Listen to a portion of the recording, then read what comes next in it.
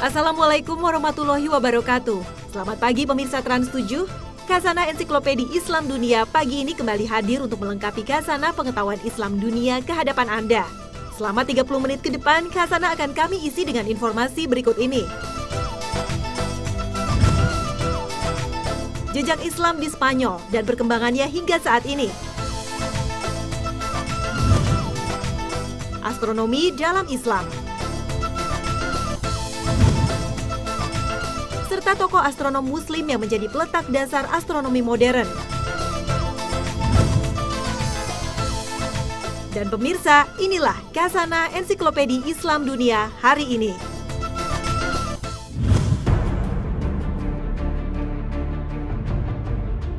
Spanyol.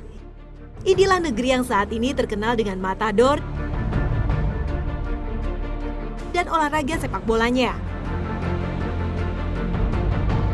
Tak hanya itu, negeri ini juga dikenal dengan berbagai peninggalan sejarahnya yang agung. Karena di negeri inilah Islam pernah mencapai puncak kejayaannya. Kekhalifahan Umayyah berkuasa di semenanjung Iberia meliputi Spanyol dan Portugal, yang disebut Andalusia antara waktu tahun 750 hingga 929 Masehi dengan ibu kota Cordova. Kekuasaan Umayyah kemudian dilanjutkan oleh Kekhalifahan Cordova hingga tahun 1031 Masehi. Andalusia pertama kali ditaklukkan oleh Khalifah Bani Umayyah, Al-Walid bin Abdul Malik. Pahlawan yang paling berjasa dalam penaklukan Andalusia adalah Tariq bin Ziyad. Ia adalah panglima perang Islam yang paling termasyhur sebagai penakluk Spanyol. Jejak penaklukan yang melewati lautan dan pegunungan diabadikan dengan nama Selat Gibraltar yang berasal dari kata Jabal Torik. Dalam pertempuran Guadalete, Tariq bin Ziyad berhasil mengalahkan pasukan Raja Roderick dan berhasil menguasai kota-kota penting seperti Cordova, Granada, dan Toledo. Kemenangan Islam di Andalusia dipengaruhi kondisi sosial politik di kawasan itu yang tengah dilanda krisis. Konflik politik ini telah memperburuk kondisi ekonomi masyarakat. Pertanian, industri, dan perdagangan lumpuh sehingga masyarakat menderita kelaparan. Inilah salah satu faktor yang membantu pasukan Muslim dalam menaklukkan Andalusia. Pada masa Andalusia dikuasai Khalifah Bani Umayyah yang berpusat di Damaskus, kondisi politik Spanyol belum begitu stabil. Selain masih banyak gangguan dan serangan dari luar, juga perselisihan elit penguasa akibat perbedaan etnis, terutama antara suku Barbar Afrika Utara dan suku Arab. Akibat konflik inilah, stabilitas politik terganggu, sehingga terjadi pergantian 20 kali gubernur dalam waktu yang singkat. Akibat banyak konflik internal dan peperangan, maka periode awal Islam di Spanyol belum memasuki masa pembangunan peradaban dan kebudayaan. Periode ini berakhir dengan datangnya Abdurrahman Ad-Dakhil pada tahun 755 Masehi. Pada masa inilah, pemerintahan Spanyol dikuasai seorang amir yang tidak tunduk pada penguasa Abbasiyah di Damaskus. Abdurrahman Ad-Dakhil adalah keturunan Bani Umayyah yang berhasil lolos dari kejaran Bani Abbas ketika berhasil menaklukkan Bani Umayyah. Pada periode inilah, umat Islam Spanyol mulai mampu membangun peradaban, baik dalam kemajuan arsitektur maupun ilmu pengetahuan. Masjid Cordova dan sekolah-sekolah didirikan di kota-kota besar Spanyol. Kegiatan ilmu pengetahuan dan berbagai penemuan mulai semarak. Meskipun masih ada ancaman dari gerakan Kristen fanatik dari luar, namun warga Kristen Spanyol tidak menaruh simpati. Pemerintah Islam pada masa itu memberikan kebebasan beragama. Penduduk Kristen bebas beribadah dan mendirikan gereja, bahkan mereka diperbolehkan memiliki pengadilan sendiri berdasarkan hukum Kristen. Mereka juga diperbolehkan menjadi pegawai pemerintahan dan anggota militer. Gangguan politik justru datang dari umat Islam sendiri. Pemberontak Toledo ingin memisahkan diri dan mendirikan pemerintahan Islam sendiri. Umat Islam mencapai puncak kemajuan dan kejayaan menyaingi daulat Bani Abbasiyah di Baghdad. Pada masa itu, pemerintah mendirikan Universitas Cordova dan perpustakaan terbesar yang memiliki ratusan ribu koleksi buku. Pembangunan kota berlangsung pesat, dan masyarakat menikmati kesejahteraan dan kemakmuran.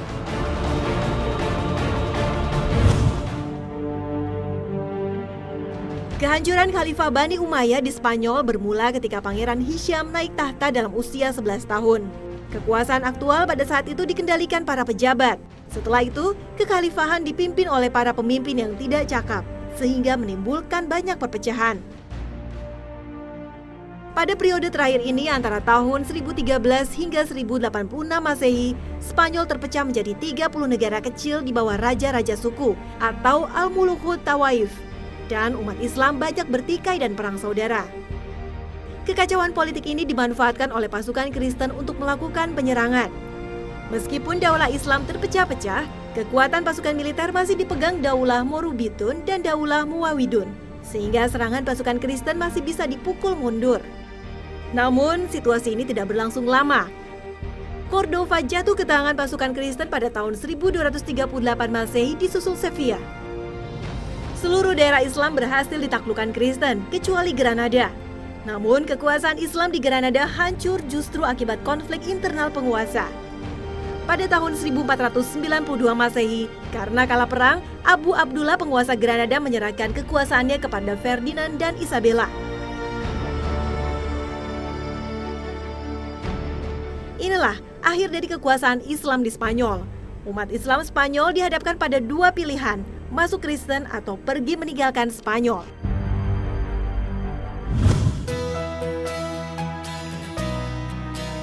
Umat Islam meninggalkan jejak peradaban di Spanyol yang sebelumnya tidak pernah dikenal, mulai dari sistem irigasi, teknik pertanian, hingga pembangunan gedung-gedung kota dan taman. Cordova merupakan ibu kota Khalifah Islam Bani Umayyah di Andalusia, yang masih tersisa kemegahan dan keindahannya. Taman-taman kota dibangun untuk menghiasi kota. Di sekitar kota berdiri istana-istana yang megah. Ciri khas kota ini adalah tempat pemandian yang jumlahnya mencapai 900 pemandian. Airnya berasal dari saluran air dari pegunungan yang panjangnya 80 km. Mezquita atau Masjid Cordova salah satu contoh kemegahan Islam di Spanyol. Bangunan yang sekarang berubah menjadi katedral gotik ini sudah ditetapkan oleh UNESCO pada tanggal 15 Desember 1994 sebagai warisan sejarah dunia yang harus dilestarikan. Masjid yang dibangun tahun 787 Masehi pada masa Khalifah Abdurrahman pertama memiliki perjuangan untuk sholat berbentuk persegi panjang yang dikelilingi lapangan terbuka.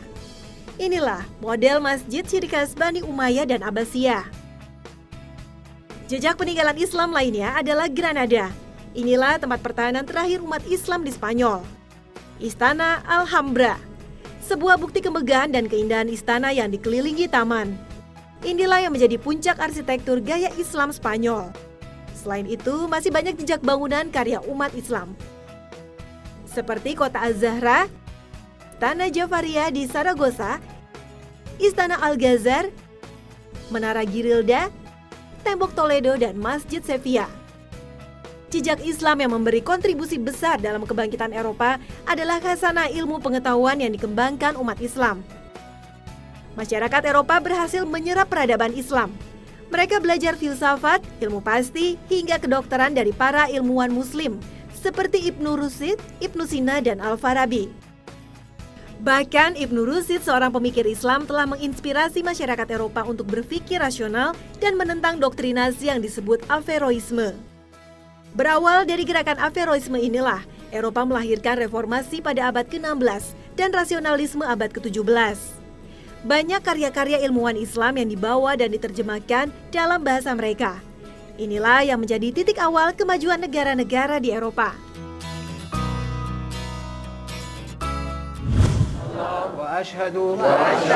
Warga Muslim di Spanyol saat ini berdasar sensus tahun 2000 diperkirakan mencapai 750.000 dari total penduduk lebih dari 40 juta jiwa.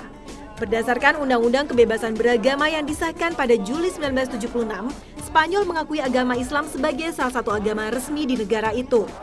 Jumlah umat Islam terus mengalami peningkatan. Banyak warga Spanyol yang beralih keyakinan kemudian memeluk Islam. Di Kepulauan Balear, sebelah timur Spanyol, pertumbuhan Islam begitu pesat. Antara lain ditunjukkan dengan makin banyak Islamic Center dan masjid yang didirikan. Kejayaan Islam pernah terukir di negeri Matador ini. Berabad-abad kekhalifahan Islam menguasai negeri ini tanpa merusak keragaman budaya dan agama penduduk setempat. Islam dan agama-agama lainnya hidup berdampingan secara harmonis. Bahkan, Islam telah meninggalkan jejak kemajuan peradaban bangsa Eropa.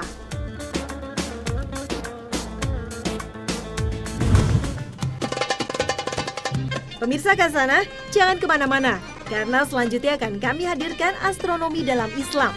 Tetap bersama Kasana, Ensiklopedia Islam Dunia. Kami segera kembali.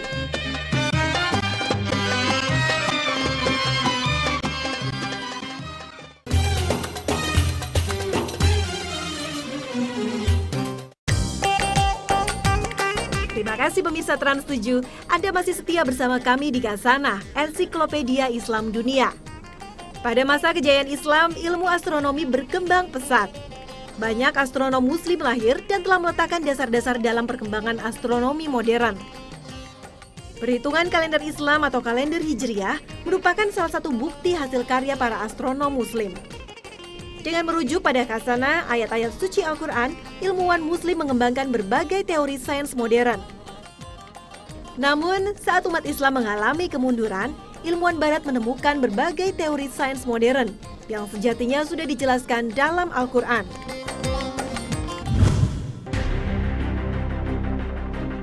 Kalender Islam atau dikenal kalender Hijriah dimulai penanggalannya dengan peristiwa hijrahnya Nabi Muhammad SAW ke Madinah.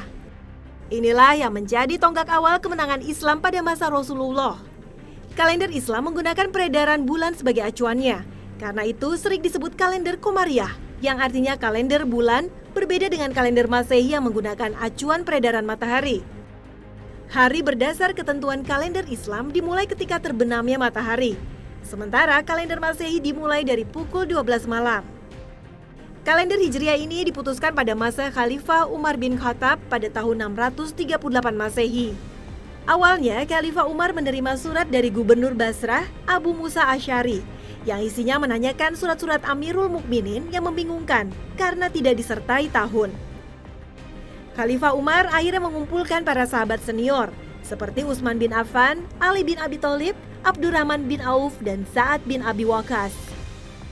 Dalam musyawarah para sahabat ini muncullah berbagai usulan. Ada yang mengusulkan penanggalan kalender Islam dimulai dari lahirnya Nabi, ada pula yang mengusulkan dimulai dari pengangkatan Nabi Muhammad sebagai Rasul, peristiwa Isra Mi'raj, dan wafatnya Rasul. Rupanya, usulan Ali bin Abi Thalib yang lebih diterima, yang mengusulkan penanggalan Hijriah dimulai dari hijrahnya Rasulullah dari Makkah ke Madinah. Karena peristiwa hijrah menjadi tonggak keimanan, persaudaraan, dan kemenangan umat Islam. Nama-nama bulan dalam kalender Islam sebenarnya sudah lama diterapkan pada masa Nabi, bahkan pada masa pra-Islam.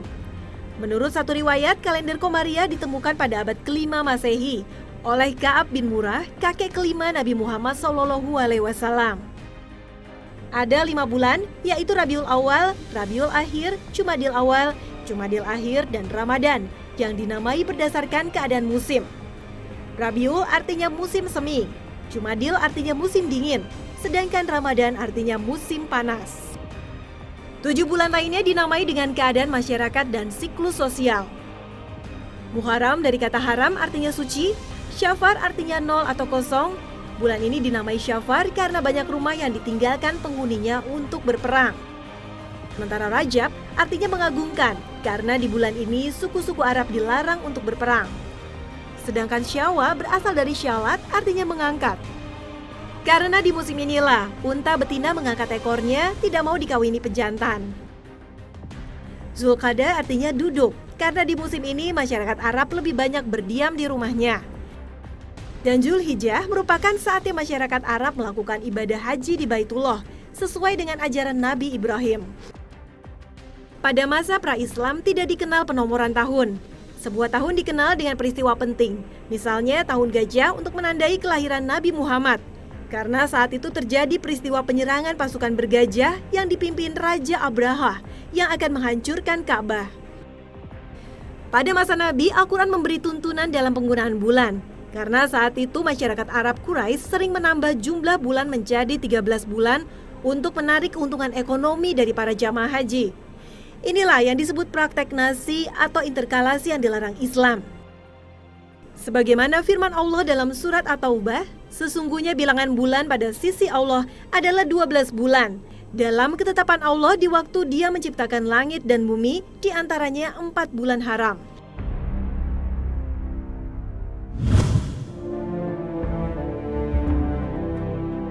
Ruqyat adalah mengamati penampakan bulan baik dengan mata telanjang atau menggunakan alat bantu optik seperti teleskop. Metode ini merupakan perhitungan kalender yang berlaku pada masa pra-Islam hingga saat ini. Sedangkan hisab adalah perhitungan untuk menentukan posisi bulan secara matematis dan astronomis. Penentuan awal bulan dengan metode ruqyat atau hisab begitu sangat penting dalam Islam karena berkaitan dengan ibadah seperti penentuan awal puasa, Idul Fitri, penentuan wukuf di Arafah, dan Idul Adha.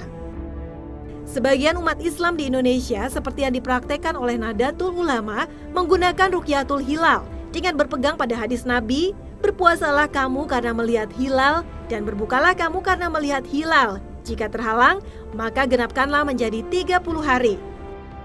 Sementara Muhammadiyah lebih mementingkan hisab karena Muhammadiyah memandang semangat Al-Quran adalah menggunakan hisab, bukan ruqyat. Seperti dalam surat Ar-Rahman dipertegas lagi dalam surat Yunus. Nabi Muhammad SAW saat itu menggunakan ruqyat karena ilmu astronomi belum berkembang seperti saat ini. Metode Imkanu Ruqyat menjadi pegangan para ulama saat ini untuk menjembatani perbedaan metode ruqyat dan hilal, seperti yang digunakan oleh Departemen Agama dalam penentuan awal bulan puasa atau 1 Syawal. Karena perbedaan kriteria hilal dan metode penentuan awal bulan, maka di Indonesia sempat terjadi beberapa kali perbedaan penentuan awal puasa dan 1 Syawal atau Idul Fitri.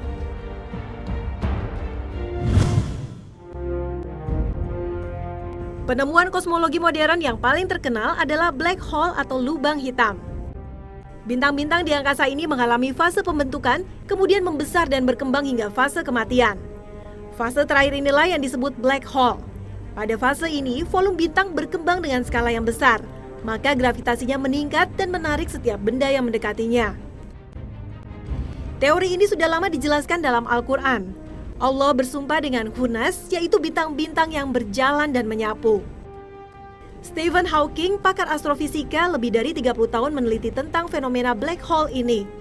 Pada tahun 1976, ia berpendapat bahwa black hole terbentuk dari bintang raksasa karena daya tarik gravitasi yang kuat menarik energi dan materi, kemudian menghancurkannya setelah masuk ke dalam lubang hitam ini. Namun pada tahun 2006, dalam pertemuan para ahli fisika dari berbagai negara, ia meralat teori ini dan menyatakan bahwa lubang hitam itu tidak menghancurkan segala sesuatu yang dihisapnya, namun mengeluarkan kembali materi dan energi dalam bentuk yang tercerai-berai. Benda langit seperti bintang-bintang tidaklah abadi. Setelah bintang kehabisan bahan energinya, maka akan mati. Fenomena kehancuran bintang ini yang terjadi pada planet nebula berhasil didokumentasikan dengan menggunakan kamera teleskop Hubble. Planet nebula bukanlah planet seperti namanya. Nebula adalah sebuah bintang sebagaimana matahari yang berada 3.000 tahun cahaya dari bumi dan diperkirakan berumur 1.000 tahun lebih. Ledakan besar yang menyerupai mawar merah sudah diabadikan dalam Al-Quran surat Ar-Rahman. Maka apabila langit terbelah dan menjadi merah mawar seperti kilauan minyak.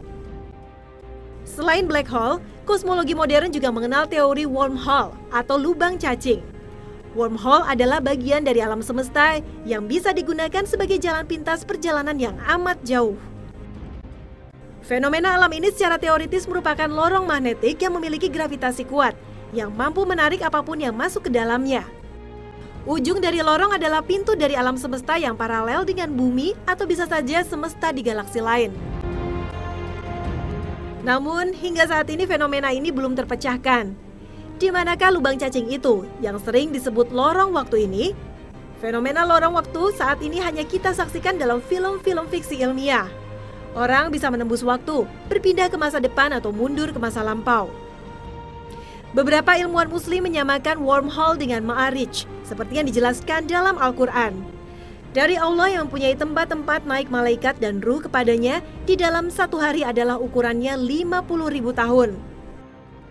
Fenomena lorong waktu merupakan jalur khusus yang diciptakan Allah bagi hamba-hamba yang dikendakinya. Kisah Ashabul Kahfi yang tidur selama 300 tahun atau peristiwa Isra Mi'raj Nabi Muhammad ke Sidratul Muntaha hanya dalam 1 malam merupakan bukti lorong waktu yang diciptakan Allah Azza wa Jalla. Jika Allah Azza wa Jalla mengizinkan, perjalanan antar galaksi yang membutuhkan ribuan tahun cahaya tidak menutup kemungkinan bisa ditempuh hanya dalam beberapa hari. Wallahu a'lam bishawab.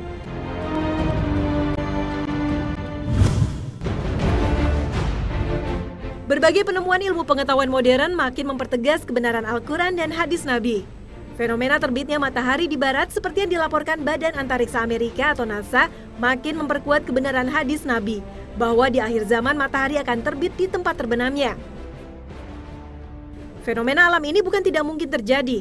Seorang ahli fisika Ukraina, Dmitry Bolikov, berdasar hasil risetnya, mengemukakan bahwa putaran poros bumi bisa berbalik arah. Seperti disimulasikan dalam risetnya, arus listrik pada dua elektroda ini menimbulkan gaya magnet, dan bola yang dipenuhi papan tipis ini terbuat dari logam mulai berputar pada porosnya. Inilah gerak perputaran bumi pada porosnya. Di alam semesta ini, daya matahari merupakan kekuatan penggerak yang bisa melahirkan area magnet untuk berputar pada porosnya.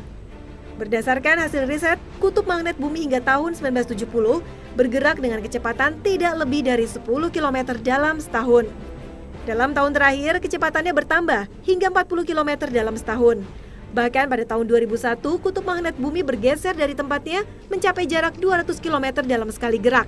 Inilah yang mengakibatkan dua kutub magnet ini berganti tempat. Artinya matahari akan terbit di sebelah barat. Setelah melakukan riset dan membuktikan kebenaran hadis Nabi, Dmitry Bolikov, fisikawan asal Ukraina, akhirnya memeluk agama Islam. Subhanallah. Perkembangan sains modern tidak bisa dilepaskan dari ilmuwan muslim yang menjadi peletak dasar ilmu ini.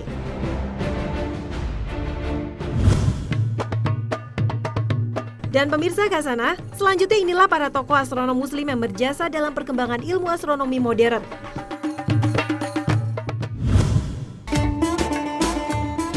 Islam pernah berjaya di dunia, dan pada saat puncak kejayaannya, terutama pada masa Khalifah Al-Mansur dari dinasti Abbasiyah, ilmu astronomi berkembang dengan pesat.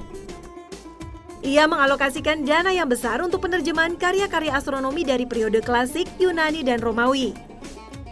Pada saat itu banyak didirikan observatorium. Instrumen ukur seperti astrolabe dikembangkan untuk menentukan dan merekam posisi dan geraknya benda langit. Inilah tokoh-tokoh ilmuwan Islam yang menjadi legenda dalam sejarah astronomi.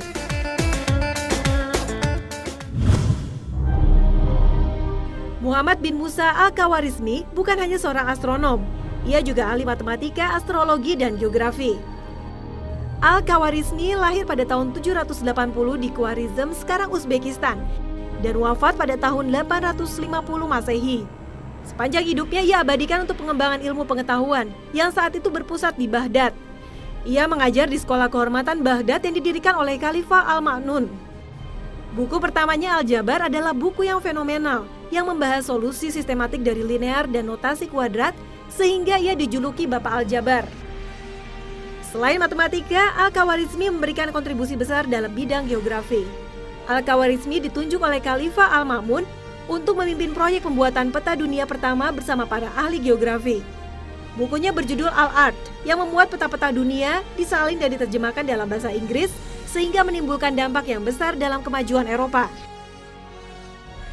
Dalam bidang astronomi, Al-Khawarizmi pernah menulis karya terbesarnya berjudul Juz al-Sindid atau tabel astronomi yang terdiri dari 37 simbol dan 116 tabel kalender astronomi sebaik data yang diakui sekarang. Al-Khawarizmi berhasil membuat perhitungan yang terperinci tentang posisi matahari, bulan, dan planet-planet, serta melakukan sejumlah perhitungan gerhana.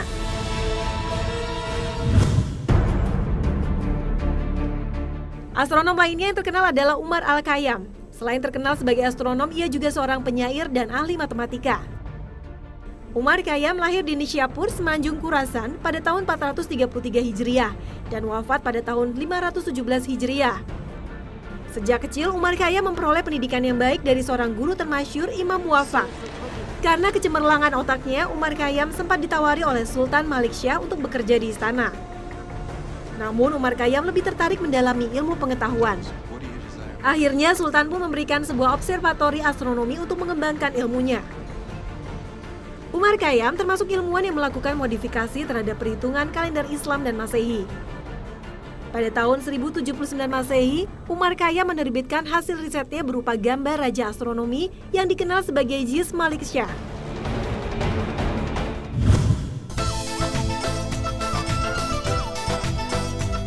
Nah pemirsa, inilah akhir kebersamaan kita dalam Khazanah pagi ini. Saksikan selalu Khazanah, ensiklopedia Islam dunia, setiap hari Senin sampai Jumat pukul 5 pagi waktu Indonesia Barat. Terima kasih atas perhatian Anda dan wassalamualaikum warahmatullahi wabarakatuh.